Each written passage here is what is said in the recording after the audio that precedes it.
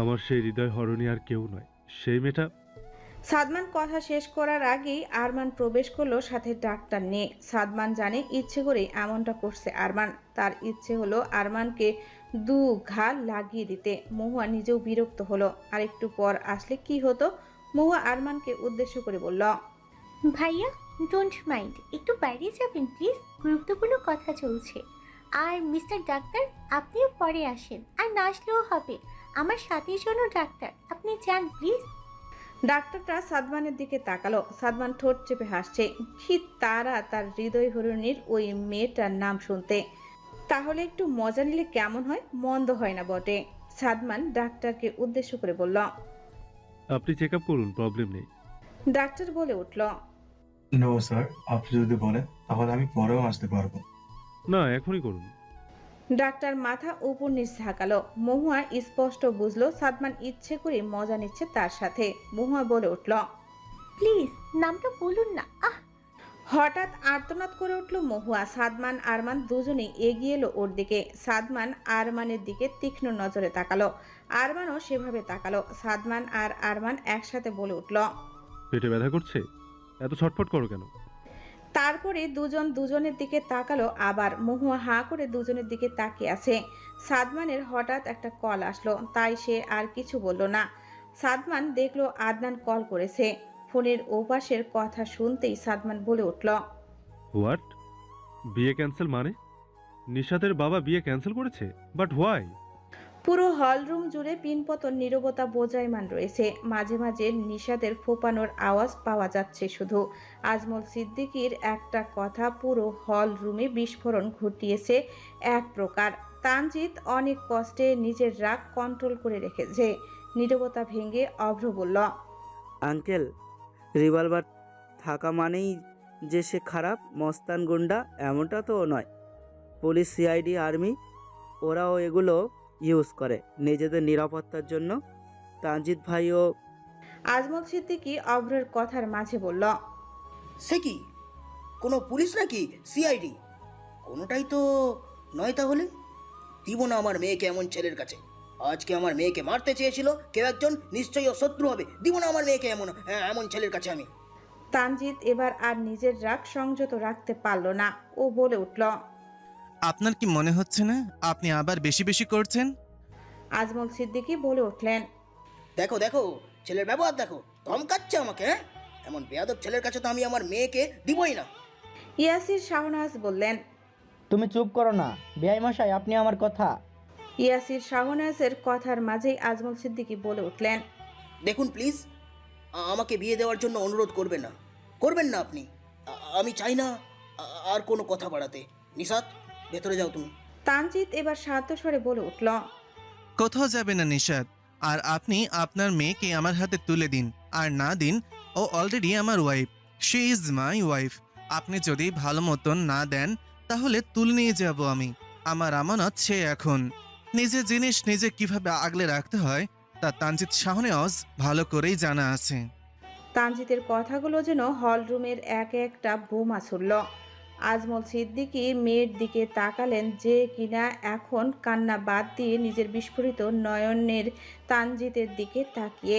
তানজিৎ নিশাতের দিকে তাকালো, তারপর সবার দিকে এক পলক তাকিয়ে বলতে শুরু করলো, তখন নিশাত সবেমাত্র কলেজে উঠেছে। আমিও তখন পড়াশোনা করি। ওর আর আমার দেখা হয় মূলত একটা পার্কে। আই ডোন্ট নো সেখানে কেন গিয়েছিল ও। মেবি ফ্রেন্ডের সাথে ঘুরতে। এনিওয়েজ, ওইখানেই আমাদের ফার্স্ট দেখা হয়। মূলত ওর ফ্রেন্ডসরা ওকে ডেয়ার দিয়েছিল যে সামনে যে কোনো ছেলে পেলে তাকে প্রপোজ করতে। বাট সৌভাগ্যবশত ও আমাকে প্রপোজ করে বাসে। সৌভাগ্যই বটে। বলেই তানজিৎ অল্প হাসলো, কিন্তু বাকিরা উৎসুক হয়ে রয়েছে যে এর সাথে বিয়ের কি কানেকশন তা জানার জন্য। তানজিৎ আবার বলতে আরম্ভ করলো, ও আমাকে মিস্টেকলি প্রপোজ করেছিল ঠিকই, কিন্তু আমার মনে হয়েছিল এই রংটাকেই রাইটে পরিণত করতে হবে। আই থিঙ্ক আপনার মেয়ে কালো জাদু করতে জানে, তা না হলে এক দেখাতেই কি করে বশ করে ফেললাম। এনিওয়েজ, প্রশ্নটার উত্তর আপনার মেয়ের থেকেই নিয়ে নিব পরে। তারপর আর আপনাদের দেখা হয়নি, এটা শুধু আপনার মেয়ের দিক থেকে। আমি ওকে রোজই দেখতে যেতাম ওর কলেজে। ওর সম্পর্কে খোঁজখবর নেওয়া শেষ ততদিনে। তাই কলেজ কেন, বাড়ির অ্যাড্রেসও জানতাম। ইয়াসির শাহনওয়াজ বলে উঠলেন। ঝেড়ে কাশ না রে বাপ, বিয়ে করলি কবে? তানজিৎ ওর বাবার দিকে তাকিয়ে বলল। তোমার আগ্রহ দেখে আমি মুগ্ধ আব্বু। এনিওয়েজ, এই আগ্রহটা যদি নানাকে পটাতে দেখাতে, তাহলে এই বয়সে এসেও আর নানাকে ভয় পেতে হতো না। ইয়াসির শাহনওয়াজ গরম চোখে তাকালেন ছেলের পানে। সবাই ঠোঁট চেপে হাসলো তা দেখে। তানজিৎ তা হাওয়ায় ভাসিয়ে পুনরায় বলতে লাগলো। ওর কলেজে সেদিন কোন এক অনুষ্ঠান ছিল। ওর বাসায় ফিরতে ফিরতে লেট হয়ে ভালোই। সেদিন ও রাস্তা দিয়ে যাওয়ার সময় কিছু অমানুষের নজর ওর উপর পড়ে। ভাগ্যিস সেদিন আমি ওইখানে ছিলাম। ওর বাড়ি ফিরে যাওয়া পর্যন্তই ওয়েট করছিলাম। ওকে ওই বিপদ থেকে বাঁচাতে গিয়ে হয় আরেক কেলেঙ্কারি। ওর জামার একটা হাতা ছিঁড়ে গিয়েছিল। ওই হারামিটাকে অবশ্য ওর প্রাপ্য শাস্তিটা দেওয়া হয়ে গেছে আমার। তো আমি আমার ব্লেজারটা ওকে পরিয়ে দিয়েছিলাম। হঠাৎ কোথা থেকে কিছু মানুষজন এসে দেখে তো উল্টোপাল্টা বলতে লাগলো। আমাকে আর নিষাদকে অনেক বাজে কথা বলতে লাগলো। ওই ছেলেগুলো তার কিছুক্ষণ আগেই পালিয়েছে। তারা আমাদের গায়ে কলঙ্ক লাগাতে লাগলো। তাই আমি সেই দিনই নিষাদকে বিয়ে করেছিলাম। এখন বলুন, আমি কি সেদিন ভুল করেছিলাম? আমি একজন ছেলে, তার উপর ক্ষমতাও কম ছিল না। আমার ওই লোকের কথাগুলোতে আসতোও না, যেতেও না। কিন্তু নিষাদ একটা মেয়ের জীবন বিনা দোষে কলঙ্কিত হতো। তার উপর ভালোবাসি আমি তাকে। তাই আমার মনে হয়েছে এটাই বেস্ট আইডিয়া। ব্যাস, বিয়ে করে নিজের করে নিয়েছি তাকে। আদনান ঠোঁট চেপে হাসছে, সাথে আসফি আর অভ্র। আসফি ফিসফিস করে বলে। নিজে সব প্ল্যান করে এখন মানবতার ফেরিওয়ালা সেজেছে। তানজিৎ ভাই একটা চিজ বটে। আদনান মুখে হাত চেপে ফিসফিস করে বলল। নীরব দর্শকের মতো দেখে যা, জাস্ট ভাই সিনেমার ডিরেক্টর হওয়ার যোগ্যতা রাখে। অভ্র বলল। বাট প্ল্যানটা বানিয়েছিল দারুণ। ভাবি বেচারি জানে অনে যে ভাই প্ল্যান করে এসব করে তাকে বিয়ে করেছে। কারণ কিছুদিন পর ভাইকে লন্ডন যেতে হয়েছিল ভাবিকে নিজের নাম করে। তারপর নিশ্চিন্তে গিয়েছিল আমাদের লাভ গুরু বাবা তানজিৎ নাথ। আদনান আর আসফি মুখে হাত দিয়ে মাথা নিচু করে হাসতে লাগলো। এদিকে আজমল সিদ্দিকী যেন নরম হলেন কথাগুলো শুনে। তার মেয়েটা এত বড় ঝামেলার সম্মুখীন হয়েছিল, কথা তো সত্যি। যদি তানজিৎ না থাকতো তাহলে তার মেয়ের আজ কি হতো না, সেসব ভাবতেও তার গায়ে কাঁটা দিয়ে উঠছে তার। তিনি মেয়ের দিকে তাকালেন এক পলক, তারপর তানজিতের দিকে তাকিয়ে বললেন। তোমার কাছে বন্ধু গেল কোথা থেকে? আর তখন আমার মেয়েকেই বা কারাগুলি করতে চেয়েছিল, নিশ্চয়ই তোমার ওই কোনো শত্রু। তানজিৎ মনে মনে বলল। শালা শ্বশুর চালাক আছে বটে। তানজিৎ কিছু বলার আগে নেহাল বলল। তুমি যেভাবে শ্যুট করলে মনে তো হচ্ছিল সেসব দুধ ভাত তোমার জন্য। তানজিদের হঠাৎ যেন কিছু মনে পড়ল। ও নিজের বাবার দিকে তাকালো একটু। ওর বাবাও তাকালো তখন ওর দিকে। তানজিদ অদ্ভুতভাবে হাসলো তার দিকে তাকিয়ে। আর ইয়াসির শাহনওয়াজ হাত দিয়ে হাটের জায়গাটা চেপে ধরলেন তৎক্ষণাৎ। সে নিশ্চিত এখন এই ছেলে তার হাট এটা খোয়ার মতো একটা কথা বলবে। এই ছেলের হাসিটা তা বলেই দিচ্ছে। তাই তো সে আগে থেকে প্রস্তুতি নিয়ে রাখছে যেন আত্মাটা আবার ফুস করে বেরিয়ে না যায়। এমনিতেই সে হাটের রোগী। একটা দিব কানের নিচে, তখন বুঝবে। মহুয়ার মুখটা বাংলার পাঁচের মতো হয়ে গেল। কি এমন বলছিল সে? শুধু সাথে যাওয়ার বায়না করেছিল। কেন সুন্দর করে কি বলা যেত না? মহুয়া এবার 100% নিশ্চিত যে সাদমানের সেই হৃদয়হরণী মেঘলা। আরমান গম্ভীর স্বরে বলে উঠল। এইভাবে বলছেন কেন? বাচ্চা মেয়ে সুন্দর করে বললেই তো হয়। মহু পাখি, তুমি নিজেই দেখো তুমি কতটা সিক। তুমি এমন অবস্থায় কি করে যাবে বলো তো? আর তেমন বড় কোনো ব্যাপারও না, এছাড়া বড়রা তো আছে। নো টেনশন পাখি, আমি তোমাকে সব খবর দিব কি হচ্ছে না হচ্ছে, ওকে? আরমানের কথায় মহুয়া একটু হাসলো। যার থেকে আশা করেছিল সে এভাবে বললেই হতো। না না, সে কেন এভাবে বলবে? মহুয়া তার কিছু হয় নাকি? আর এদিকে সাদমান এক ভ্রু উঁচু করে বলল। পাখি, হার নেম ইজ মহুয়া, নট পাখি। আরমান সাদমানের দিকে তাকালো একটু, তারপর বলল। আমি ওকে এটা বলেই ডাকি, তাই না মহু পাখি? মহুয়া জোরপূর্বক হাসলো। সাদমানের যেন পায়ের রক্ত মাথায় উঠে গেল। তার মনে হচ্ছে এখনই যদি বন্দুকটা বের করে দুটো বুলেট এই আরমানের মাথায় গেঁথে দিতে পারত তাহলে শান্তি পেত। আর এই মেয়েকে দেখো, খুব যেন এনজয় করছে আরমানের আদিক্ষেতা। মহুয়ার পরের কথাটা সাদমানের রাগে আগুনের ঘি ঢেলে দিল যেন। ভাইয়া, বিরিয়ানি আজকে রান্না করে আনতে পারবে? আপনার হাতের বিরিয়ানি খেতে ইচ্ছে করছে খুব। আরমান ঠোঁট এলিয়ে হেসে বলল, নিশ্চয় পাখি, তুমি খেতে চেয়েছো আর আমি আনবো না? আজই আনবো। সাদমান হাত মুষ্টিবদ্ধ করে রাগ কন্ট্রোল করার ট্রাই করতে লাগলো। ঘাড় ডানে বামে কাত করে মহুয়ার ফাইলটা হাতে নিয়ে আরমানের দিকে বাড়িয়ে দিয়ে বলল, এই মেডিসিনটা নিয়ে আসুন যান, এমনিতেও আপনার কোনো কাজ নেই।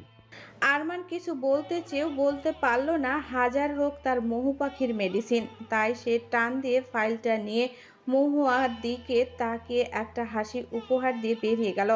আরমান যেতেই সাদমান ঠাস করে দরজাটা বন্ধ করে দিল। ডাক্তার অনেকক্ষণ আগেই চেক আপ করে চলে গেছেন, এখন শুধু সে আর মহুয়া। সাদমান এক সেকেন্ড অপচয় না করে মহুয়ার দিকে এসে দুদিকে দু হাত দিয়ে ঝুঁকে গেল ওর দিকে, তারপর বলল, আমাকে জ্বালাতে ভীষণ ভালো লাগে তোমার, তাই না? মহুয়া সাদমানের চোখের দিকে তাকিয়ে আছে। সাদমান এভাবে ঝুঁকে আসায় একটু হকচকিত হয় সে। মহুয়াকে কিছু বলার সুযোগ না দিয়ে সাদমান বলল, আর যেন ওই আরমান না টারমান ওকে নিয়ে লাফাতে না দেখি। বিলিভ মি, একদম উপরে পাঠিয়ে দেবো। তোমাকে না, ওই আরমানকে। মহুয়া চোখ বড় বড় করে সাদমানের দিকে তাকালো। মহুয়া একজন গল্প প্রিয়সী, বহু প্রেম কাহিনী পড়েছে সে। তার সেই জ্ঞান থেকেই বলছে যে সাদমান জেলাস ফিল করছে আরমানকে ও সব বলায়। তীর তাহলে ঠিক জায়গাতেই লাগলো। মহুয়া হাসলো। সাদমান হঠাৎ বলে উঠল, বড্ড ফাজিল তুমি। ভেবেছিলাম বলবো না, কিন্তু তুমি তো তুমি। মহুয়া কপাল কুঁচকালো। সাদমানের দৃষ্টি মহুয়ার ওষ্ঠের দিকে। মহুয়া জিভ দিয়ে ঠোঁট ভেজাচ্ছে তখন থেকে। সাদমান তা দেখে একটা শুকনো ঢোক গিলল। তখনই হঠাৎ দরজা খোলার শব্দ এলো। ঠিক কয় সেকেন্ড হবে, 2 অথবা 3 সেকেন্ড। মহুয়ার মাথার উপর দিয়ে গেল সব। সে শুধু ট্যাচুর ন্যায় বসে রইল। সাদমান ততক্ষণে বেরিয়ে গেছে ওখান থেকে।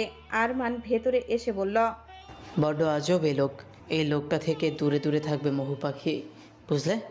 মহুয়া তখনও চুপ করে আগের ন্যায় বসে রয়েছে। মহুয়ার হাতটা আনমনে বাম গালে চলে গেল। যা হলো তা কি সত্যি? সাদমান যাওয়ার আগে যা বলে গেল সেটাও কি সত্যি, নাকি সবটা স্বপ্ন? মহুয়ার কানে এখনো বাজছে সাদমানের বলা ওই দুটো শব্দ, যা মহুয়ার মন জুড়ে তুলে দিয়েছে লাভ ইউ। আর তারপর সাদমানের দেওয়া প্রথম ভালোবাসার স্পর্শ। মহুয়ার চেহারাটা লজ্জায় লাল বর্ণ ধারণ করলো। আরমান তা দেখে ভ্রু কুঁচকালো, তারপর বলল, এনিথিং রং? মহুয়া কিছু বলল না। লজ্জায় মুখ দিয়ে কথাই বেরোচ্ছে না। সেও কি ভালোবেসে ফেলেছে ওই গম্ভীর মুখকে? বাসেই তো। মহুয়া এবার ব্ল্যাঙ্কেট দিয়ে নিজের মুখটা ঢেকে ফেললো। আরমান শুধু দেখে গেল। আপনার কথাটা একদম পাক্কা সত্য সুমন্দি মশাই। দুধ ভাত আমার জন্যই এসব, তাই না বাবা? ইয়াসির শাওনওয়াজ বুঝলেন না কিছুই, তাও ছেলের সাথে হ্যাঁতে হ্যাঁ মিলালেন। নিলয় বলল, পুরো বিষয়টা ভালো করে বললে খুশি হতাম। তানজিৎ এবার একটা দীর্ঘশ্বাস ফেললো, তারপর বলল, আমার নানা মালেক সওদাগর একজন জমিদার। ওনার কাছে এসব বন্দুক অ্যাভেলেবেল। বিশ্বাস না হয় আমার বাবাকে জিজ্ঞাসা করুন। আমার ভোলা ভালা নানাকে পটিয়ে ওনার মেয়ে হাতানোর সময় একবার এই বন্দুক সমেত দৌড়ানিও খেয়েছিলেন আমার বাবা। বাবা তো এই বন্দুকের জন্য আজও আমার নানাকে ভয় পাই, তাই না বাবা? ইয়াসির শাওনওয়াজ না পারছেন সইতে আর না পারছেন বলতে, শুধু রাগে গজগজ করছেন তিনি। তানজিৎ আবার বলল, আমার নানাই আমাকে শিখিয়েছেন শ্যুট করার বিষয়গুলো। আর আপনারা টেনশন করবেন না, কারা গুলি করেছিল তা আমরা অলরেডি ধরে ফেলেছি। আমার বইয়ের ওপর হামলা, এটা তো কম কথা নয়। ওদের ব্যবস্থা হয়ে যাবে। কেউ আর কিছু বলার মতো সুযোগ পেল না যেন। তানজিৎ নিশাতের দিকে তাকিয়ে হাসলো শুধু। সে আজ কোমরে দড়ি বেঁধে নেমেছে, বউ তো সে আজ নিয়েই যাবে। শ্বশুর যদি ভালো কথায় না দেয় তো তুলে নিয়ে যাবে। আজমল সিদ্দিকী বললেন, বিয়ে তো হয়েই গেছে, এখন আর কি? যাই হোক, আমার আর কিছু বলার নেই। নেহাল বলে উঠল, বিয়ে যখন হয়ে গেছে তাহলে এত লেট করে বিয়ের প্রস্তাব আনলে কেন? ওয়াই? আদনান মনে মনে বলল, আই এম শিওর এটাই আমার সতীন। যেভাবে তখন থেকে বিয়ে ভাঙার ট্রাই করছে, শালা নিজের বোনের বিয়েতে তো অন্তত একটু শান্তি দে। ভাই তো নিশ্চিন্ত হয়ে বসে রয়েছে, কজ বিয়ে আগেই হয়ে গেছে। ভাবছি আমিও এবার ভাইকে অনুসরণ করে বিয়েটা সেরে ফেলবো। মন্দ হয় না ব্যাপারটা। আদনান হাসলো একটু।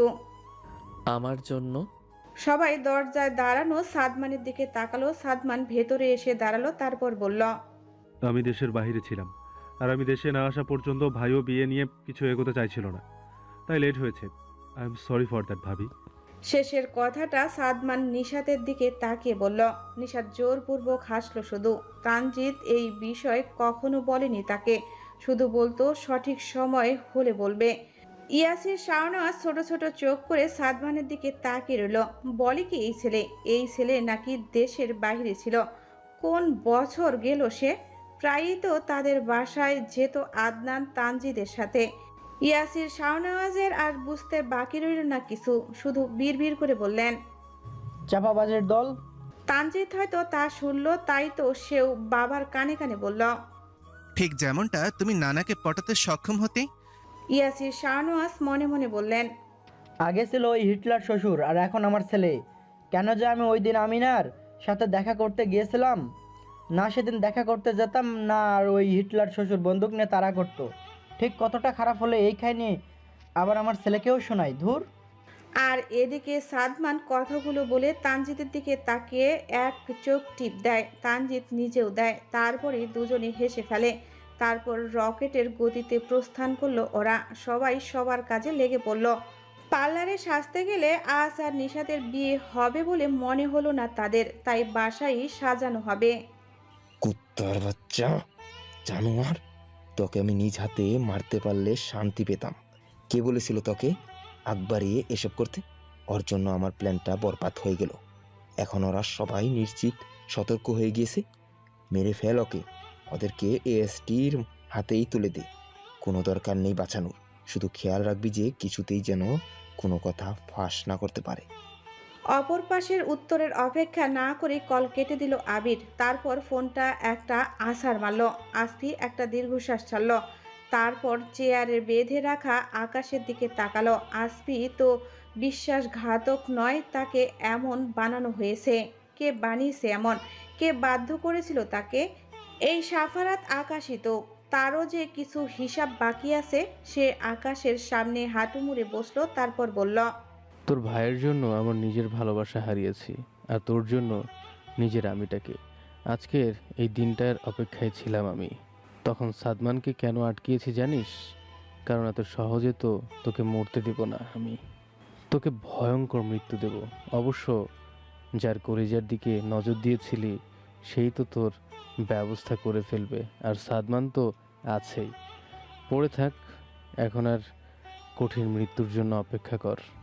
কথাগুলো বলেই আসফি ওখান থেকে উঠে এলো। তারপর দেওয়ালের সাইডে একটা বাটনে চাপ দিতেই ও পাশ থেকে মাটি দুদিকে সরে গেল। আসফি বেরিয়ে এলো ওখান থেকে, আর মাটিও আবার এক হয়ে গেল। আসফি সেদিকে তাকে বাঁকা হাসল। এনি প্রবলেম ভাই? তানজিৎ ল্যাপটপ থেকে নজর সরিয়ে অভ্রের দিকে তাকালো, তারপর বলল, আকাশকে আজকে স্পেশালি থেরাপি দিয়ে যেভাবেই হোক এসবের পেছনে কে আছে তা বের করতে হবে। আর নেওয়া যাচ্ছে না এসব। এনিওয়েজ, আমাদের ভীষণ সতর্ক থাকতে হবে আজকে, গন্ডগোল হতে পারে। তানজিৎ থামলো একটু, তারপর বাঁকা হেসে ল্যাপটপের দিকে তাকিয়ে বলল, আর গাড়ির ব্রেক ফেল তো আমার সামনেই করলো, বোকা ছেলে। আদনানও হাসলো। তানজিৎ হাসি থামিয়ে বলল, কিরে সাদমান কোথায়? আদনান বলে উঠল, ভাই তুমিও না ওর হৃদয়হরণী হসপিটালে, তাও কি না ও সতীনের সাথে, আর ও কি না এখন এখানে থাকবে লাইক ক্রেজি ব্রো। আপাতত বাসায় গিয়েছে বিরিয়ানি রান্না করার জন্য। মোহু নাকি খেতে চেয়েছে, আর কিছু বলেনি। তানজিৎ হাসলো শুধু। অভ্রের দিকে তাকিয়ে বলল, কিরে তুই কবে বলবি তোর মনের কথা? অভ্র একটা দীর্ঘশ্বাস ছাড়লো, তারপর বলল, জানি না আমি যেভাবে নাকানি চুবানি খাইয়েছে আমাকে এতগুলো দিন, এবার না হয় আমি একটু খাওয়াই। আমি মায়াবিনীর প্রেমে পড়েছি, আর ও অভ্রর, ব্যাস এতটুকুই তফাৎ। কিন্তু অভ্রর থেকে আদ্রিয়ান বেশি প্রায়োরিটি দেয় ওকে, তাও এই অভ্রর প্রেমে পড়ল। আদনান বলে উঠল, তোদের কাহিনীর বাল মাথা মুন্ড কিছুই বুঝি না আমি। মেসেঞ্জারের আদ্রিয়ান শাহরিয়ার মানে তুই, অভ্র যে কিনা প্রেমে পড়েছে মায়াবিনীর, আর মেসেঞ্জারের মায়াবিনী মানে মেঘলা প্রেমে পড়েছে। ধুরবাল। মাথা ঘুরছে আমার। অভ্র হেসে ফেলল, তারপর বলল, তোর গোবর ভর্তি মাথায় যে এতটুকু ঢুকেছে এটাই যে অনেক। আদনান অভ্রের পিঠে ধারাম করে কিল বসিয়ে দিল। অভ্র মৃদু আর্তনাদ করে বলে উঠল, যা শালা, অভিশাপ দিলাম, 100 বাচ্চার বাপ হবি। আদনান দাঁত কেলিয়ে লাজুক হেসে বলল। ওটা এমনিতেও আমার স্বপ্ন।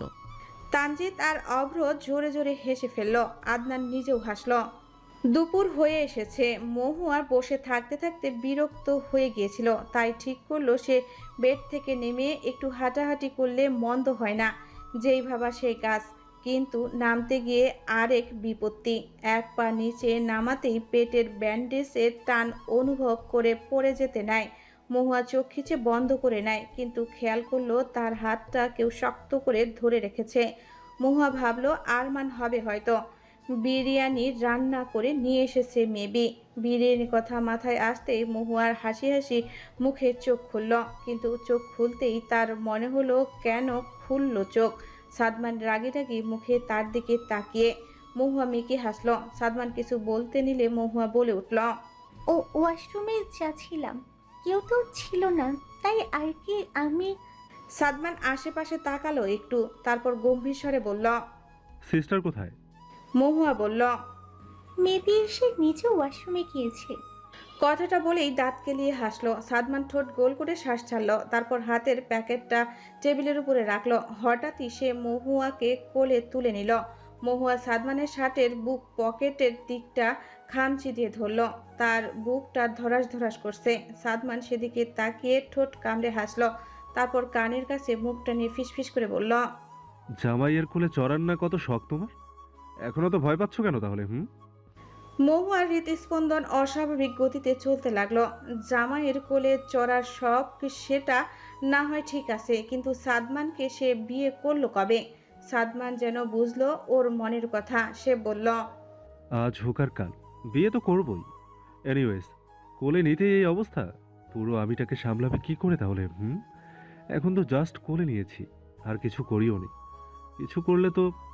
সাদমান আরো কিছু বলার আগে মহুয়ার নিজের ছোট্ট হাত দ্বারা সাদমানের মুখ চেপে ধরল। সাদমান হেসে ফেলল, তারপর ওয়াশরুমের সামনে সে নামিয়ে দিল। মহুয়া দরজা বন্ধ করতেই সাদমান বলে উঠল, আমার অনেক কিছু প্ল্যানিং আছে, সো নিজেকে আগে থেকেই তৈরি করে নাও। বিয়ের পর আমি কিন্তু কোনো ছাড় দিব না। কিভাবে সামলাবে তা তুমি জানো। মহুয়া চোখ খিচে বন্ধ করে নিল। এই লোকটা এত ঠোঁটকাটা কেন? হায় আল্লাহ, কি বললো এসব? আচ্ছা, এটা কি কোনো থ্রেট ছিল নাকি? না, আর কিছু ভাবতে পারলো না সে। অনেক লজ্জা লাগছে তার। ইস, ভাবা যায় প্রথমে কি ঝগড়াটাই না হতো তাদের। মহুয়ার হঠাৎ একটা কথা মাথায় আসতেই থমকে গেল সে। আচ্ছা, সে না সাদমানকে অভিশাপ দিয়েছে যে সাদমানের এত এত বাচ্চা হোক, যে তাদের জামা কাপড় কিনতে কিনতে সে ফকির হয়ে যাক? যদি সত্যি এমন কিছুই হয়, মহুয়া চোখ বড় বড় করে ফেলল, তারপর বলল, আল্লাহ, আমি একটা পাগল। পাগলের কথাতে তুমি কান দিও না, ওকে? কত কথাই তো বলি আল্লাহ, প্লিজ সেসব সিরিয়াসলি নিও না। বাহির থেকে সাদমান বলে উঠল। ওয়াশরুমে গিয়েও তোমাকে পকপক করতে হবে? ছ্যা। মহুয়া অসহায় মুখে দরজার দিকে তাকালো, তারপর বলল, ওহে বাদর লোক, আপনি তো আর জানেন না যে আমি কি করে বসেছি। জানলে আপনিও বলতেন। কথা বলো মহু, কথা বলো। তুমি তাও এই অভিশাপ থেকে রেহাই দাও আমাকে। মহুয়া অনেকক্ষণ পর বেরোলো। দরজা খুলতেই দেখে মাহির আর আরমান বসে রয়েছে। সাদমানও পাশেই আছে। মহুয়াকে বেরোতে দেখে মাহির আর সাদমান দুজনেই এগিয়ে এলো। মহুয়ার মনে ভয় এলো, যদি ভাইয়ের সামনে সাদমান তাকে কোলে নেয় তাহলে তো কেলেঙ্কারি হয়ে যাবে। বেচারি জানেও না যে ওর ভাই ওর আগে থেকে অবগত ওদের সম্পর্ক নিয়ে। মাহির সাদমানের দিকে তাকিয়ে হাসলো একটু, সাদমান নিজেও হাসলো। মাহির মহুয়ার এক হাত ধরলো আর সাদমান আরেক হাত ধরলো, তারপর দুজন ধরে নিয়ে আসতে লাগলো। আরমান এগিয়ে এলো তৎক্ষণাৎ, সাদমানকে বলল, আপনি ছাড়ুন, আমি ধরছি। সাদমান তীক্ষ্ণ চোখে তাকালো আরমানের দিকে। মাহির একটা শুকনো ঢোক গিলল, তারপর জোরপূর্বক হেসে আরমানকে বলল, গেস্ট কোনো কিছু করলে মানা করতে নেই আরমান, থাক না, প্রবলেম কি? আরমান চোখের ইশারায় যেন এটা বোঝালো যে পরপুরুষ কেন মহু পাখিকে টাচ করবে, যেখানে সে নিজেই স্বয়ং উপস্থিত। আরমান তার দু পয়সাও পাত্তা দিল না, যেন সে কিছু বোঝেইনি। মাহির আর সাদমান মহুয়াকে ধরে এনে বেডে বসিয়ে দিল সাবধানের সহিত। তখন হয় আরেক বিপত্তি। সাদমান তার আনা বিরিয়ানির বক্সটা থেকে আগে থেকেই একটু প্লেটে বিরিয়ানি বেড়ে রেখেছিল। আরমান নিজেও একই কাজ করেছে। দুজনেই মহুয়ার দিকে দুটো প্লেট এগিয়ে দেয়। মহুয়া তা দেখে একটা শুকনো ঢোক গিলল। আরমানকে তো সে নিজেই আনতে বলেছিল, কিন্তু আরমানের আনা বিরিয়ানি খেলে সাদমান তাকে চিবিয়ে খাবে, এই বিষয়ে সে নিশ্চিত। নব্য প্রেমের সূচনা হয়েছে মনে। সেই মনটা বলছে সাদমানের আনা বিরিয়ানিটা খেতে। পড়ছে এক বিপাকে সে। সাদমান আর আরমান তার দিকেই তাকিয়ে। মহুয়া মাহিরের দিকে তাকালো, যে কিনা নিজেও ভাবছে যে কি করা যায়। মহুয়া কিছু একটা ভেবে সাদমানকে বলল, কোন রেস্টুরেন্ট থেকে এনেছেন এটা? সাদমান হাসলো। সে এটা স্পষ্ট বুঝেছে যে মহুয়া এটা জানতে চাইছে যে বিরিয়ানিটা সে কিনে এনেছে নাকি নিজে রান্না করেছে। সাদমান বলল, শিকদার বাড়ি নামক রেস্টুরেন্ট থেকে। মহুয়া ভ্রু কুচকালো। সাদমান তা দেখে বলল, মেড বাই শিকদার সাদমান সাদিক। মহুয়া অবাক হয়ে বলল, আপনি রান্না করতে পারেন? সাদমান হাসলো শুধু। আরমান বলল, খেয়ে নাও মহু পাখি, টাইম ওয়েস্ট করো না। খাওয়ার পর তোমার ঔষধ আছে তো, ওগুলোও খেতে হবে। মহুয়া দ্বিধাদ্বন্দ্বে ভুগছে। মন তো বলছে সাদমানের তৈরি বিরিয়ানিটা খাওয়ার জন্য। আরমান সাদমানের দিকে তাকিয়ে বলল, আপনি আনতে গেলেন কেন? এনিওয়েজ, মহু পাখি আমার হাতের তৈরি বিরিয়ানি খেতে চেয়েছিল। সরি টু সে, আপনি এটা। সাদমান শান্ত স্বরে বলল, মহুকেই ডিসাইড করতে দিন, and her name is Mahua, not Mahu পাখি। বলতে পারলে বলবেন, তা না হলে দরকার নেই। আরমান আরও কিছু বলতে নিলে মাহির বলল, বাদ দেন আরমান, গেস্ট মানুষ এনেছে যখন মহুয়া ওনার আনাটাই খাক। মহুয়া উৎফুল্ল হয়ে বলল, হ্যাঁ হ্যাঁ ভাইয়া, আমিও এটাই ভাবছিলাম। আরমান ভাইয়া, আপনারটা তো অনেকবার খেয়েছি, আবার পরে কখনো খাবো বরং। মাহির মনে মনে বলল, বাহ, বোন আমার অনেক বড় হয়ে গেছে দেখছি, ভাইয়ের আড়ালে প্রেম করছে। ওয়াহ। মাহির আর কিছু না ভেবে আরমানকে বলল, দে ভাই, তোরটা আমিই খাই, আই মিন বিরিয়ানি। এক কাজ করি, চল দুজনে একসাথে খাই, নিজেও তো খাসনি বোধ হয়, বাইরে চল। আরমান বলে উঠল। বাইরে কেন? মাহির সাদমানের দিকে এক পলক তাকালো, তারপর বলল, কি হয়েছে বলতো মোহর? এইখানে এখন এত মানুষ থাকাটা ঠিক না। গেস্ট মানুষ এসেছে যখন, ওনাকে তো আর বাইরে যেতে বলতে পারি না। আরমানের রাগ হলো এবার। সে বলেই ফেলল, এই গেস্ট মানুষই একদিন না মহু পাখিকে বিয়ে করে নেয়, সেদিনও বলিস যে গেস্ট মানুষ তো ভাই, তাই আর মানা করতে পারিনি। যত সব বালের গেস্ট। বলেই বেরিয়ে গেল সে। সবাই অবাক হয়ে আরমানের দিকে তাকিয়েছিল। ও বেরিয়ে যেতেই ওরা অট্টহাসিতে ফেটে পড়ল। মাহির মনে মনে বলল, এটাই হতে চলেছে রে ভাই। জান্নাত এতক্ষণ মহুয়ার সাথে ভিডিও কলে কথা বলছিল। হঠাৎ গানের শব্দে ওরা দোতলায় নিশাদের ঘর থেকে জানালা দিয়ে উকি দেয়। দেখে যে তানজিৎ একটা ঘোড়ার গাড়িতে চড়ে, আর পেছনে কতগুলো গাড়ি, আর সামনে অনেকে গানের তালে নাচতে নাচতে আসছে।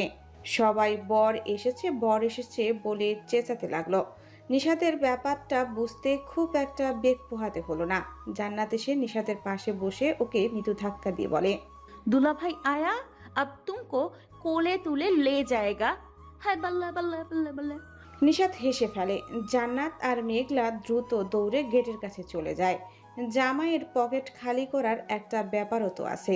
গেটের কাছে এসে ওরা মহুয়াকে ভিডিও কল দেয়। সাদবারও পাশেই দাঁড়িয়ে। অনেকের কাছে ব্যাপারটা কেমন কেমন লাগছে। মাহির প্রত্যেককে বলছে যে গেস্ট মানুষ সাথে থাকতে চেয়েছে, তাই আর মানা করেনি। আরমান রেগে বোম হয়ে রয়েছে। নেহাতি সে ভদ্র ছেলে, তাই এখনো সেভাবে কিছু বলেনি। সৌরভ শেখ হসপিটালে যেতে চাইলে মাহির বাদ সাধে। এত মানুষ গিয়ে কি করবে, তাই আর যায়নি। গেট ধরেছে শালিকারা। তানজিৎ বলে দিয়েছে যে এই বিয়ের জন্য শালিকারা তাকে অনেক হেল্প করেছে, তাই শালিকারা যা দাবি করবে তা সে হাসি মুখে দিয়ে দেবে। আর হসপিটালে শালিকার মন্তব্য বেশি গুরুত্বপূর্ণ। সে যা দাবি করবে দরকার পড়লে তার দ্বিগুণ দেবে, কারণ তার জন্য আজ তার বিয়েটা হচ্ছে। তা না হলে বউ তার এতক্ষণে হসপিটালে থাকতো। কোনো তর্কাতর্কি হয়নি। তাই ওরা যা চেয়েছে তানজিৎ হাসি মুখে দিয়ে দিয়েছে। কনেপক্ষ এখন স্লোগান দিচ্ছে, ফুলের পাপড়ি ছিটিয়ে দিল। আদনান ব্যাপারটা বুঝতে পেরে চোখের ইশারায় কিছু বলল। জান্নাতও চোখের ইশারায় কিছু বলল। ওদের এই ইশারায় কথা বলাটা একজনের দৃষ্টির অগোচর হলো না। অন্যদিকে অভ্র হা করে মেঘলার দিকে তাকিয়ে আছে। মেঘলা আজকেও শাড়ি পরেছে। শাড়ি পরলে এত সুন্দর কেন লাগতে হবে ওকে? মেঘলা ভাবছে অন্য কথা। অভ্র কোন মেয়েকে ভালোবাসে? মেঘলা অভ্রর দিকে তাকাতেই দেখলো যে ওর তার দিকেই তাকিয়ে আছে। মেঘলা প্রথমে ডানে বামে তাকিয়ে দেখলো যে অন্য কাউকে দেখছে নাকি। না, মনে তো হচ্ছে তার দিকেই তাকিয়ে আছে। তারপরে আবার তাকাতেই দেখে অভ্র নেই ওখানে। মেঘলা এদিকে ওদিকে দেখতে লাগলো। তখনই দেখলো সামনে এগিয়ে গেছে। তাহলে কি সে ভুল দেখলো? মেঘলা আর কিছুই ভাবার আগেই জান্নাত ওর হাত ধরে ওকে নিয়ে গেল। মেঘলা চলে যেতেই অভ্র আবার তাকালো ওর যাওয়ার পানে। তারপর মনে মনে বলল,